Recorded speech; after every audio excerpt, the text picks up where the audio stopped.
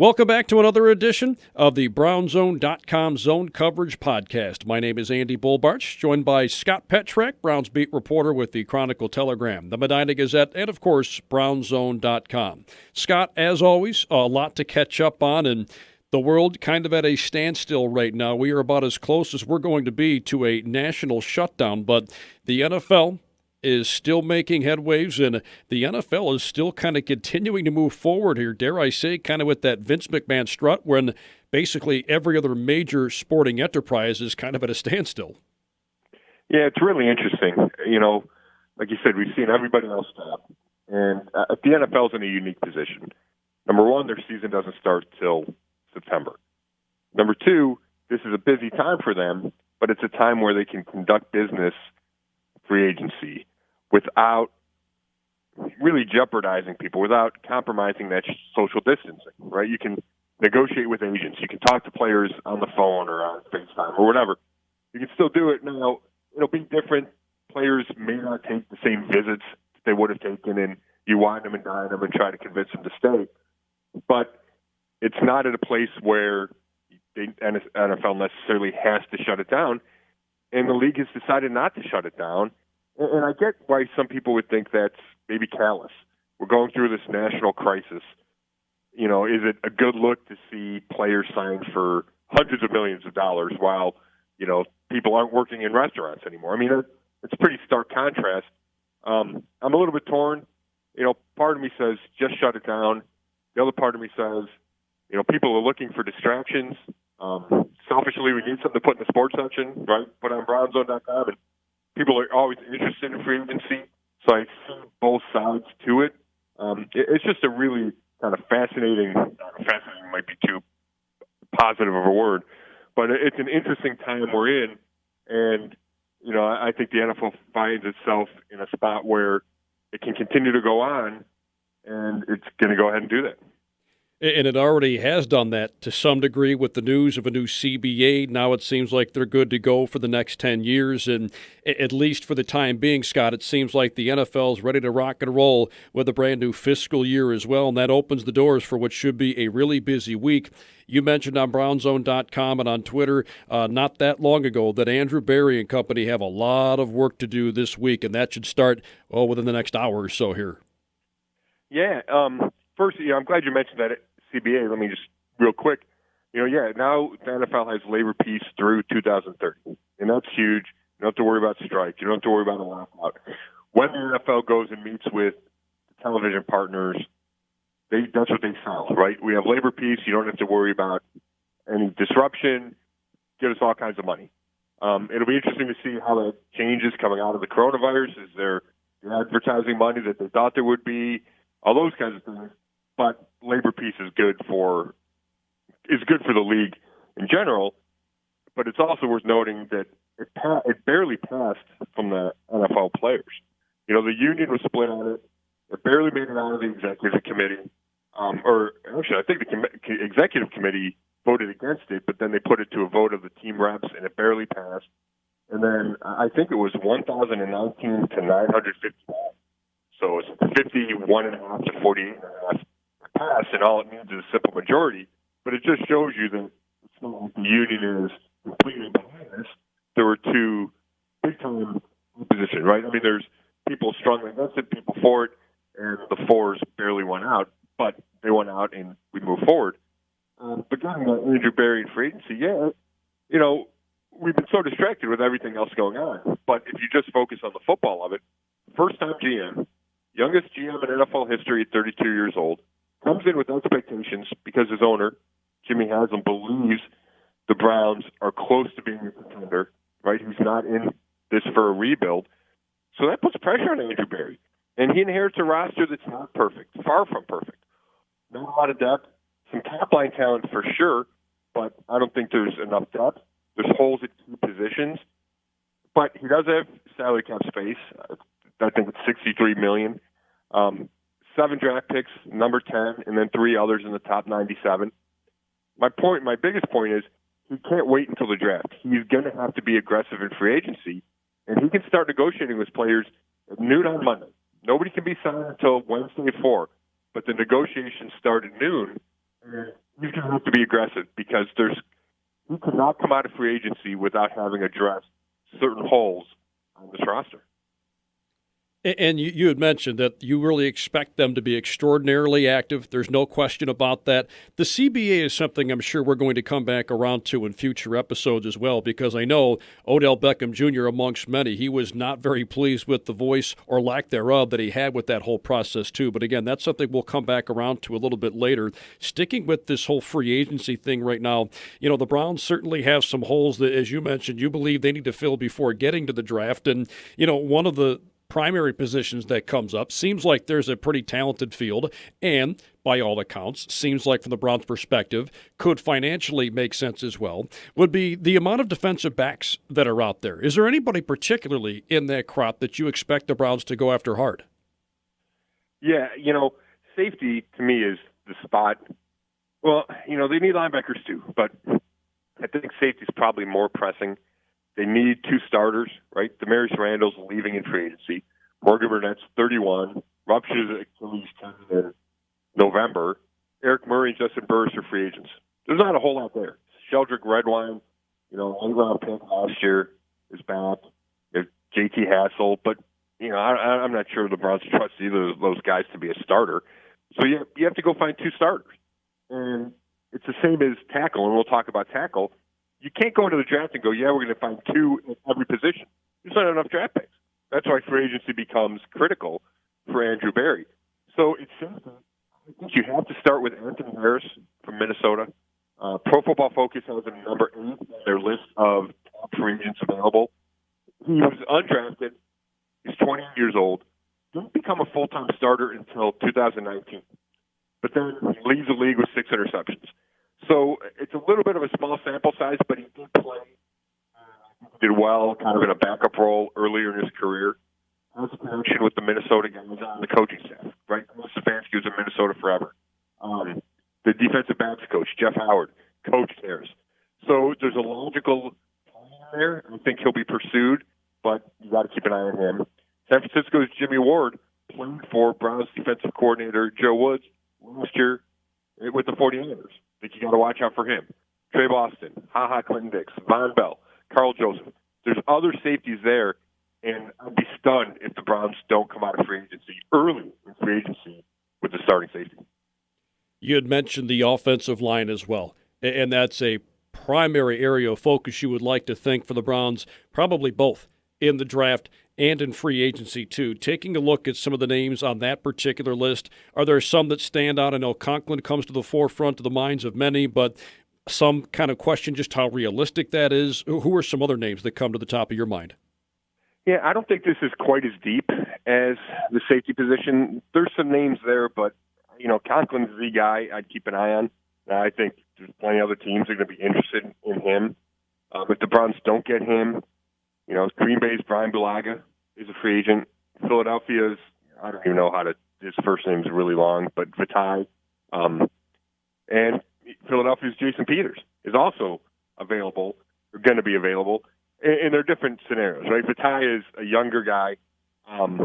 Peters is older, but one of the best offensive tackles to play the game in the last couple of decades.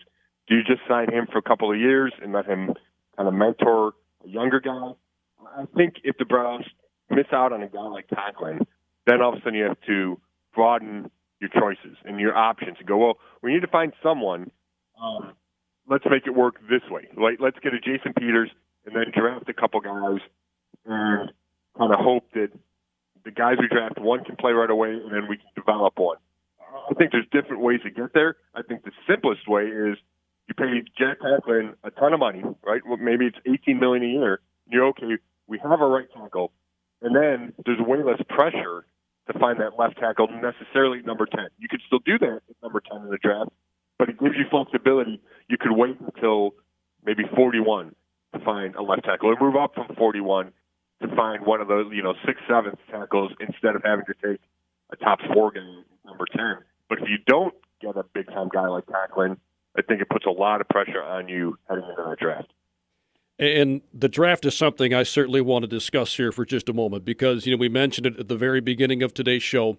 The coronavirus has had an effect, it seems like, on everyone in some way, shape, or form. And while the NFL is the one major sports entity in this country that has probably been affected the less or the least, it's not like it hasn't been affected at all. I know some of the Browns employees were encouraged to work from home, and I'm sure you see a lot of that throughout the country. But, there are some elements here, too, where it gets kind of tricky leading up to the draft, the actual draft itself, whereas a lot of the draft prospects are used to having pro day workouts. Those aren't going to happen anytime soon, if at all. And, Scott, there are some rumors out there as well about maybe moving the draft. Now, it's scheduled to take place here in about 5 or 6 weeks. And, the thing that we don't really know and that nobody really knows is how this pandemic is going to play out. I mean, nobody really has any idea as to when this thing might flatten out, if it's going to flatten out. The hope is that we can return to some degree of normalcy here in the next few weeks. But again, nobody really seems to know. What kinds of rumors have you heard about the draft, and is the process in general going to be moved back a couple of weeks, or do you think this thing goes ahead completely unchanged? Well, to me, there's no way it goes completely unchanged. It just seems the more news we get, right, about Corona, the further it gets pushed out. The CDC said yesterday, 8 weeks. For the next 8 weeks, they don't want any gatherings of more than 50 people. Well, that puts you past the draft for sure. So I can't imagine there being a spectacle in Las Vegas like it was planned. And, that's disappointing for Las Vegas. Right? They're welcoming the Raiders. Las Vegas itself is, starting to shut down, and the money that the city's losing, and everybody's going out there for March Madness. I mean, there's so much affected by what we're going through right now. But I just can't see it taking place in Las Vegas at the end of April. I think one scenario is you bump it back. Maybe if everything's closer to normal, June 1st, you do June 1st, you try to do it. There's just so many moving pieces, and logistically, it's so hard to just reschedule things.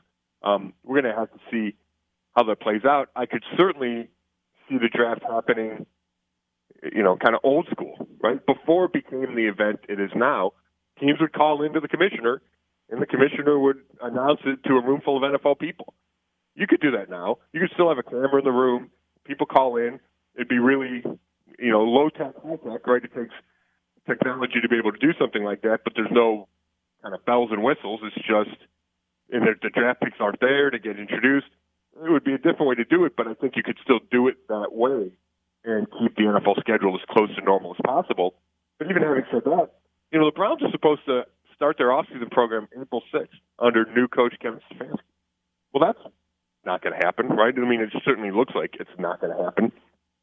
Things are going to get pushed back. And I should have said this from the top. One of the reasons, if you look at Twitter and you look at the reports from some of its national guys, is one of the reasons the NFL is continuing with free agency is because they're worried that this could get worse. So if they bump it out 3 weeks and we're at a worse part in this crisis 3 weeks from now, well, then you can't start free agency.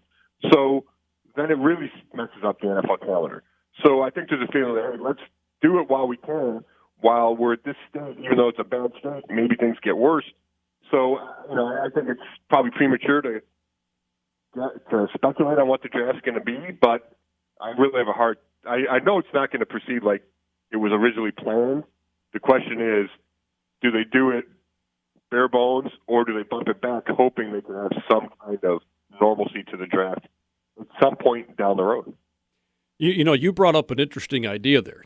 Not to make light of a situation that's certainly very serious, but I think there's something to be said for the idea of maybe doing a throwback edition of the NFL draft in which you could certainly do it on the same day as originally scheduled.